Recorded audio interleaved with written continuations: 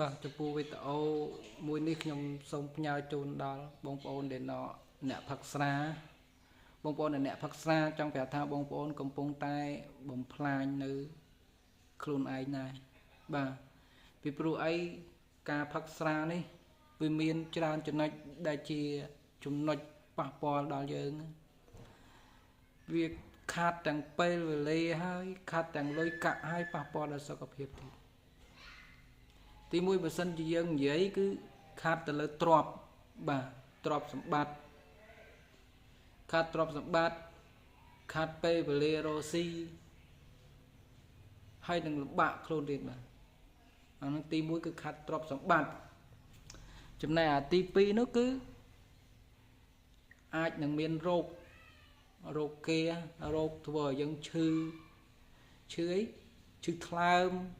អញ្ចឹងណាឈឺកលៀនតម្រងនោមអញ្ចឹងទៅណាហ្នឹងជាផលវិបាករបស់ការញ៉ាំស្រាបាទបន្ទាប់ពីហ្នឹងហើយវាអាចធ្វើឲ្យយើងហ្នឹងឆ្លោះគ្នាពេលដែលផឹកស្រាហ្នឹងធ្វើឲ្យមានចំនួនឆ្លោះគ្នាអញ្ចឹងទៅវាមានបញ្ហាច្រើនក្នុងការផឹកស្រាឆ្លោះគ្នាទៅមាត់ទៅដីអ្នកខ្លះទៅផឹកស្រាទៅធ្វើចេញចរិតស៊ីនមកអញ្ចឹងណាมันគ្រប់កោតក្រែងអ្នកដតីហើយនិយាយទៅវាបង្ហាញពីកេរខ្មាស់របស់ខ្លួនឯងដែលឲ្យសង្គមមើលឃើញអញ្ចឹងវាជាចំណុចដែលมันល្អច្រើនភាគច្រើនអ្នកដែលផឹកស្រានេះគាត់មិនបានស្រឡាញ់ខ្លួនឯងទេគាត់មិនសូវស្រឡាញ់ខ្លួនឯងទេហើយគាត់ក៏មិនបានស្រឡាញ់ប្រពន្ធកូនគាត់ក៏មិនបានស្រឡាញ់ឪពុកម្ដាយគាត់និងក៏មិនបានស្រឡាញ់គេឈ្មោះគាត់ខ្លាំងដែរបងប្អូនអ្នកផឹកស្រាបងប្អូនពិចារណាមើលទៅមុននឹងបងប្អូនខាងខ្ញុំបងប្អូនអាចពិចារណាមើលថាតើអ្វីដែលខ្ញុំបាននិយាយទៅនេះវាត្រឹមត្រូវដែរអត់បើសិនជានិយាយទៅវាត្រឹមត្រូវចាំបងប្អូនយកទៅអនុវត្តប៉ុន្តែបើសិនជានិយាយទៅមិនត្រឹមត្រូវបងប្អូនមិនបាច់ស្ដាប់ទេវាជារឿងប៉ះពាល់មួយវាអាចជះឥទ្ធិពលដល់កុមារក្មេងៗជំនាន់ក្រោយទៀតនេះជាមូលហេតុនៃការផឹកសុរាហ្នឹងខាតទាំងលុយខាតទាំងពេលវេលាលំបាកទាំងខ្លួនពេលដែលយើងមិនតាន់ឃើញក្រេពេទ្យយើងអត់តាន់ដឹងថាការភ័យយើងស្ថិតនៅក្នុងកម្រិតណាទេពេលទៅដល់ពេទ្យឃើញក្រេពេទ្យមិនចាប់ដើមភ័យដែរអូអាហ្នឹងឯងជាលទ្ធផលនៃការផឹកស្រាបងប្អូនទៅមើលនៅតាមមន្ទីរពេទ្យអ្នកខូចតម្រងនោមច្រើនណាស់អ្នកខូចថ្លើមច្រើនណាស់ដោយសារតែរឿងផឹកស្រាហ្នឹងណារកចំណុចល្អមិនឃើញសោះអ្នកខ្លះគាត់យកហេតុផលថាគាត់ផឹកស្រាដើម្បីរាប់ញាតិនេះគ្រាន់តែហេតុផលមួយដើម្បីចង់ផឹកទេផឹកស្រាហ្នឹងវាធ្វើឲ្យយើងបាត់បង់សតិខ្សោយនៅបញ្ញាទៀតបង្ហាញគេខ្មាស់ខ្លួនឯងប្រាប់ថាពីចំណុចដែលមិនល្អរបស់ខ្លួនឯងទៀតនេះបងប្អូនដែលអ្នកផឹកបងប្អូនគូកាត់បន្ថយហើយវាជាអត្តពលទៅដល់ក្មេងៗចំនួនក្រោយដែលឃើញយើងផឹកនេះធ្វើតាមវារៀនតាមនេះបើសិនជាស្រឡាញ់ខ្លួនឯងស្រឡាញ់ប្រពន្ធកូនស្រឡាញ់គ្រួសារស្រឡាញ់ឪពុកម្ដាយស្រឡាញ់ញាតិស្រឡាញ់សង្គមស្រឡាញ់ប្រទេសជាតិបងប្អូនគួរតែកាត់បន្ថយនៃការហូបគ្រឿងស្រវឹងហ្នឹងទៅគ្រឿងស្រវឹងនេះតែចូលទៅដល់ក្នុងខ្លួនហើយប៉ះពាល់គ្រប់មុខ